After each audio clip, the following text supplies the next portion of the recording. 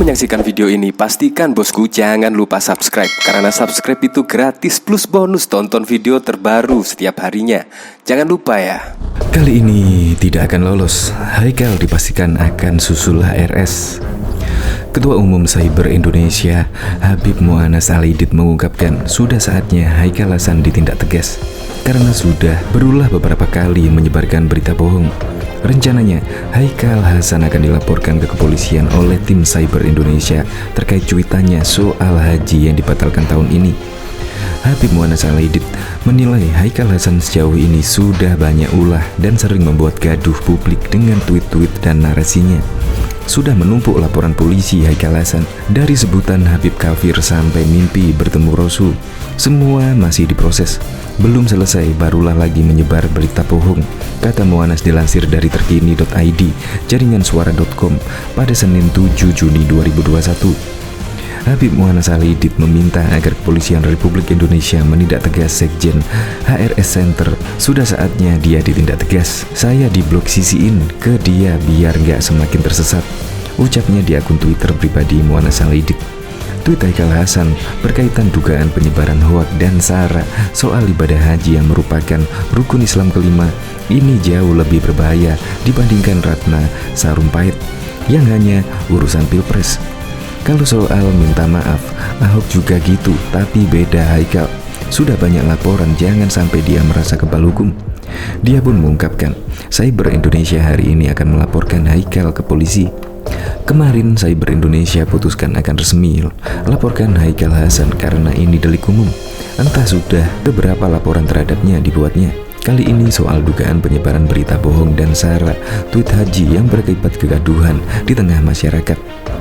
Sebelumnya Haikal Hasan menulis cuitan di Twitter pribadinya Haikal Hasan pada Kamis 4 Juni 2021 tentang pembatalan pemberangkatan haji tahun 2021 oleh pemerintah Republik Indonesia. Dia menyampaikan, baru kali ini sejak ada NKRI warga Indonesia tidak berangkat haji. Padahal menurut data Saudi King Abdulaziz Foundation for Research and Archive telah terjadi sekitar 40 kali pembatalan haji selama ini.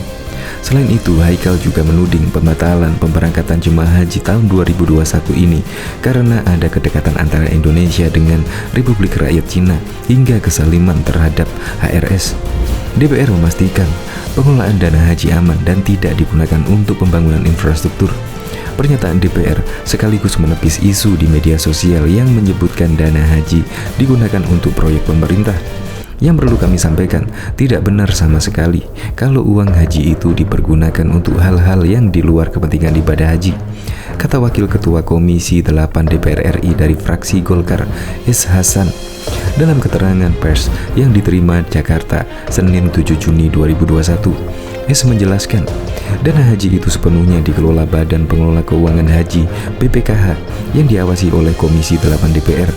Dan sejauh ini kami amati tidak ada anggaran haji yang dipergunakan untuk pembangunan infrastruktur, ujar dia. Dia menjelaskan, dana haji itu telah disimpan dengan mekanisme pembiayaan suku obligasi syariah atau surat berharga syariah negara SBSN. Karena sebetulnya dana haji tersebut kalau hanya disimpan begitu saja tentu kan tidak akan memberikan manfaat yang besar buat kepentingan ibadah haji juga, ujarnya. Jadi, dia menerangkan, dana haji itu ada yang disimpan di bank-bank syariah, ada yang diinvestasikan atau ditingkatkan melalui surat berharga. Surat berharga itu menurutnya memiliki nilai manfaat yang didapatkan dari penempatan pada suku tersebut. S mengatakan, karena uang haji ditempatkan dengan skema SBSN, bagi siapapun yang mempergunakan SBSN tersebut menjadi hak yang menggunakannya. Namun, dia menambahkan ada kewajiban untuk memberikan nilai manfaat bagi pengguna SBSN itu, yaitu rata-rata flat di angka 7%. Nah, karena itu dana haji akan mengalami kenaikan dari nilai manfaat yang didapatkan dari mekanisme pemanfaatan di perbankan syariah. Ada yang diinvestasikan di dalam negeri, investasi luar negeri, termasuk diantaranya soal surat berharga syariah negara itu, ujarnya. Dia meyakinkan masyarakat, para jemaah yang mendapatkan nilai manfaat dari penempatan dana haji tersebut. Contohnya, menurut dia pembiayaan total haji per orang untuk 2019 lalu sesungguhnya mencapai 70 juta, sementara jemaah haji hanya membayar 35 juta. Nah, dari mana pembayaran yang 35 juta sisanya? yaitu diambil dari nilai manfaat dana kelolaan haji itu. Jadi, memang dana haji tersebut ya ada dan aman, ucap S. Dia pun mengimbau masyarakat agar jangan terlalu percaya terhadap informasi yang sebenarnya belum terbukti, termasuk mengenai dana haji tersebut. S menambahkan, kalau ada sesuatu yang meragukan informasi tersebut, sebaiknya tabayun mencari kejelasan, termasuk juga soal dana haji ini.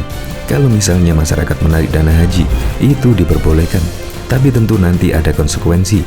Konsekuensinya misalnya dia tidak bisa mendapatkan nomor porsi, atau nomor porsinya akan nganggur, kata S.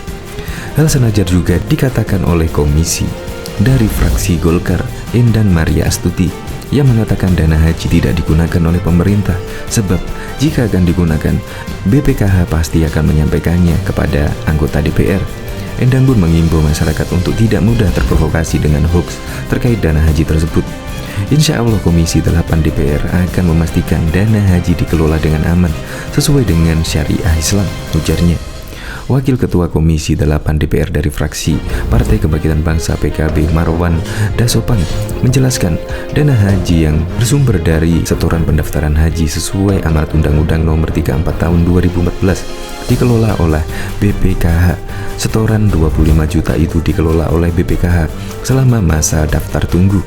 Hasil kelolaan BPKH itu yang melunasi seluruh kebutuhan berangkat haji setiap jamaah. Jemaah haji kita pada dasarnya hanya membayar rata-rata 35 juta, padahal biaya haji dibutuhkan sekitar 64 juta sampai dengan 70 juta setiap jemaah.